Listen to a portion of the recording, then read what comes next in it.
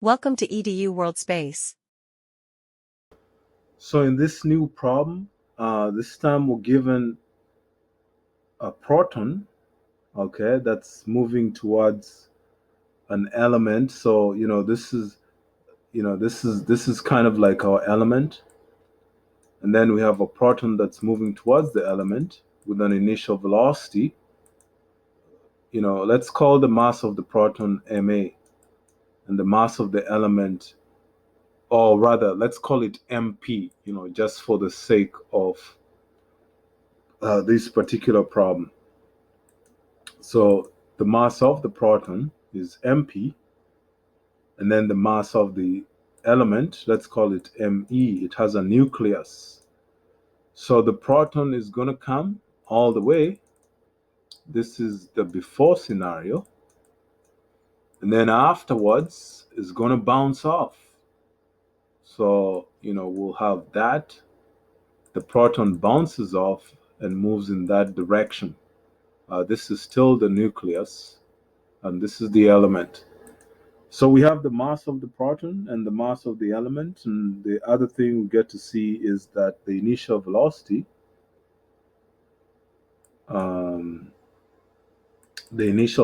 of the proton, Vp initial, is given as 1.5 times 10 to the 7 meters per second.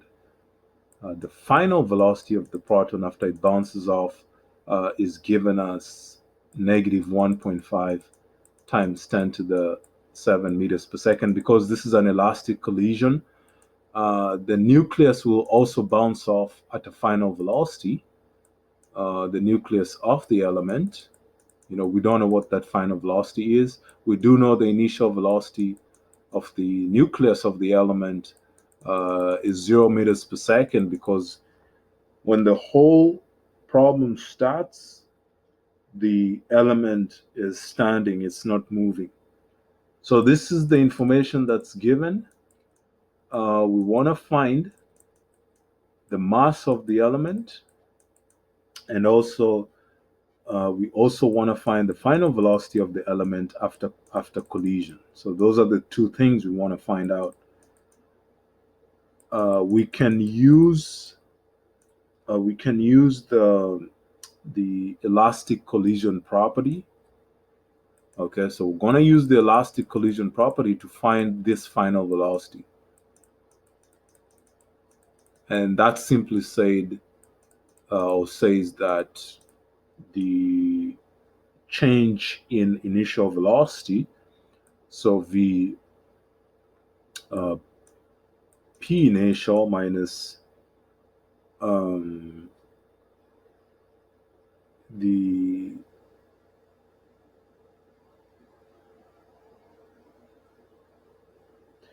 so Vp initial minus Ve initial. So the initial velocity of the proton equals to the negative change in, well,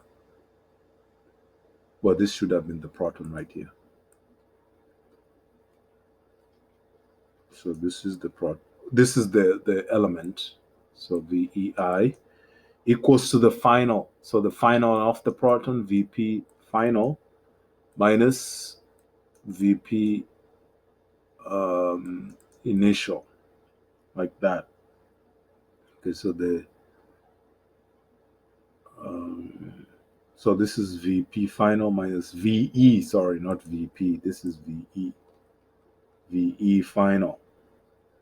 So Ve is like the element, the nucleus of the element, so that's what we're using in this problem. Final. And so this can help us solve for the final velocity of the element. So Vp initial, which we're given, minus Ve initial, which this is going to be 0. This is equal to negative Vp final plus distributive property of Ve final. And so we'll move this to the other side and it becomes positive.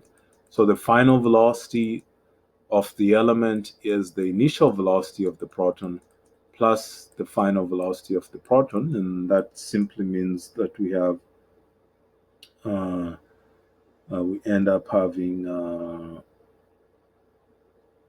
did we get this? Let's see, we did the distributive property on that, and so 1 point final velocity, and then we subtracted on both sides. So the initial velocity is 1.5 times 10 to the 7 meters per second. And then we also have, so VP initial, this was a minus, it became a plus, VP final, so plus VP final, so that's, what's that going to be? Yeah, let's check these numbers again. So we have 1.5,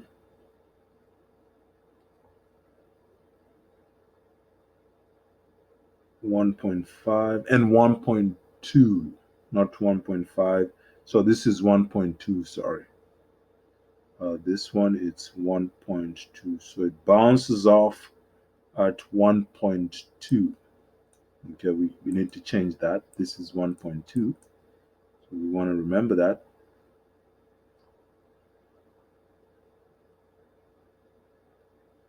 And so this will be negative 1.2 times 10 to the 7 meters per second. Yes. So we finally have the final velocity of the element, which is the same as if we subtract those two, because this is a minus, we have 0.30 times 10 to the 7 meters per second. That's the final velocity of the unknown mass. So this is final velocity of mass, or the unknown mass. On the next page, we're going to get the mass itself of the element, of the unknown element. And so in this case, we're going to use using the law of conservation of momentum. Law of conservation of momentum.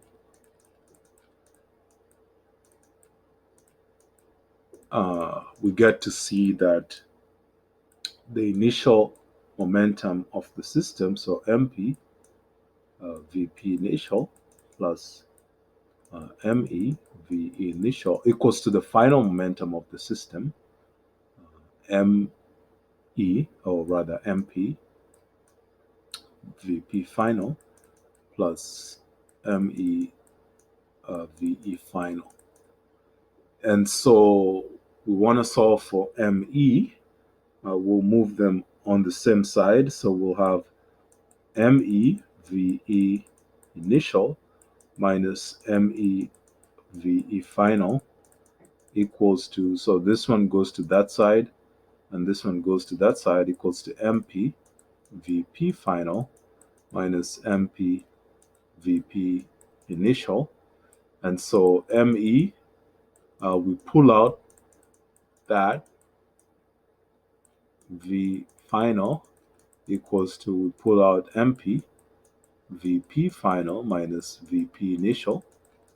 And so ME equals to MP, VP final minus VP initial, all over V initial minus VE final. Okay, so that's how we're solving this problem. And if we plug in the numbers, we get that the mass would be MP, and then final velocity of P, VP final, if you can recall, if we go back, is negative 1.2 times 10 to the 7 meters per second. and then initial velocity of the sim is minus 1.5 times 10 to the 7 meters per second, all over final velocity of, or initial velocity of E is 0, minus the final velocity of E, which we just got at this point, is 0.3 times 10 to the 7 meters per second. This is at times. And so if we simplify that problem, we divide those numbers, we end up getting that ME equals to 9 MP, 9 times the mass. So the mass of their known particle, this is their known particle, is 9 times the mass of the proton. Hope you enjoyed the problem. 2 parts to the problem. It's an elastic collision. We want to find the final velocity of the nucleus of the unknown element. And so we use the elastic collision property. And then we also wanted to find out the mass of the unknown element. And so here we again use the law of conservation of momentum. And so it was using algebraic manipulation we're able to solve the problem. Hope you enjoyed the problem. Feel free